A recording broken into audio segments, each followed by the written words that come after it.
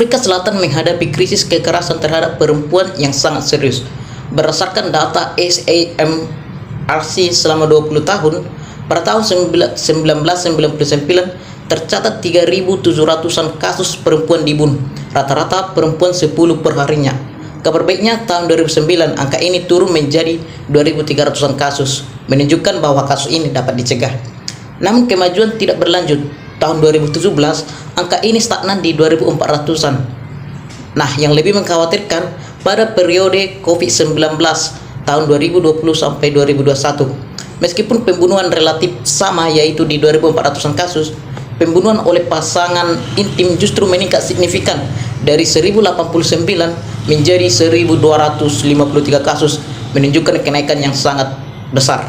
Data terkini menunjukkan krisis yang semakin mendalam. Periode April 2023 Maret hingga 2024, 5.500-an perempuan dibunuh, meningkat 33% dari tahun sebelumnya. Artinya seorang perempuan dibunuh setiap 3 jam. Tingkat pembunuhan di Afrika Selatan 5 kali lebih tinggi dari rata-rata global.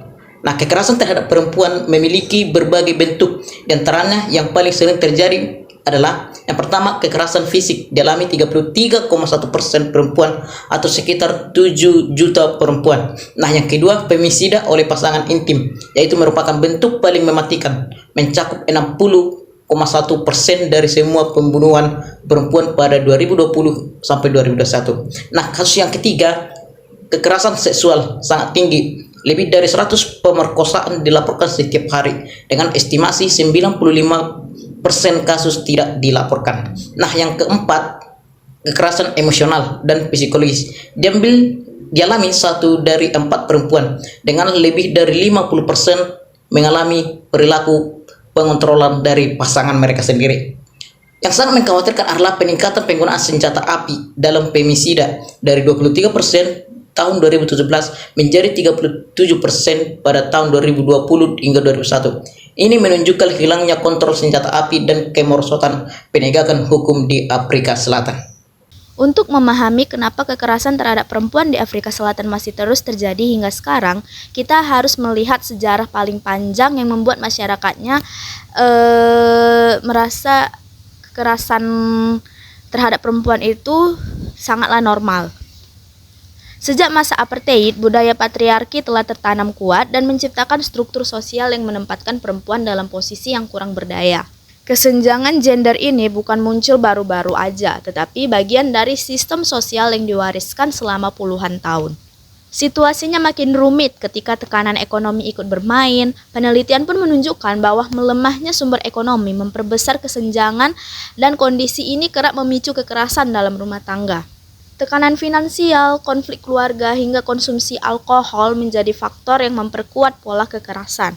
Nilai-nilai sosial juga berperan. Pola komunikasi dan kebiasaan sehari-hari seringkali membenarkan dominasi laki-laki, sehingga kekerasan gender dianggap wajar.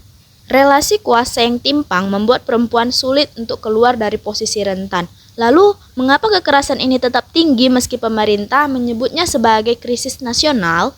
Salah satu jawabannya adalah lemahnya pengawasan dan penegakan hukum, proses hukum yang lambat, aparat yang tidak responsif, dan juga pelaku yang sering lolos dari hukuman membuat kekerasan terus berulang.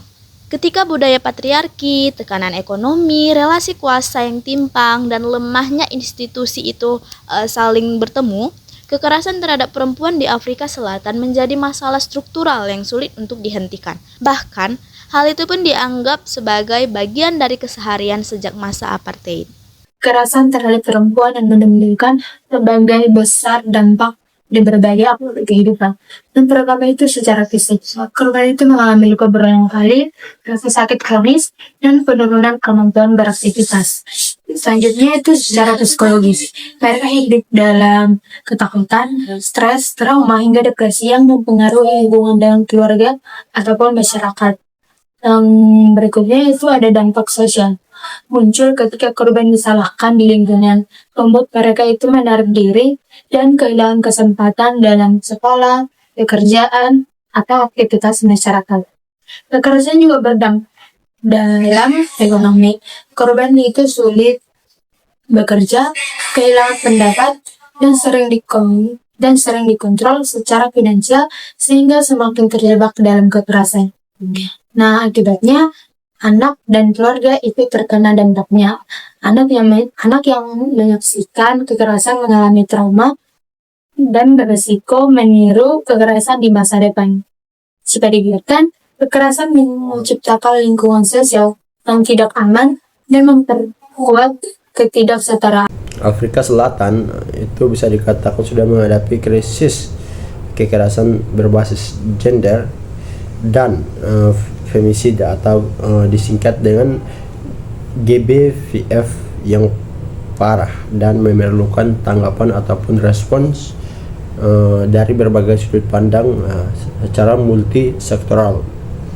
Penanganan GBVF melibatkan 3 pilar ataupun topik utama. Yang pertama itu ada peran pemerintah, lembaga sosial, dan komunitas. Nah, saya akan bahas dari peran pemerintah. Pemerintah Afrika Selatan sudah mengesahkan rencana strategis nasional tentang GBVF ataupun kekerasan tadi untuk tahun 2020 hingga sampai dengan 2030 sebagai kerangka multi sektor untuk mengatasi krisis ini.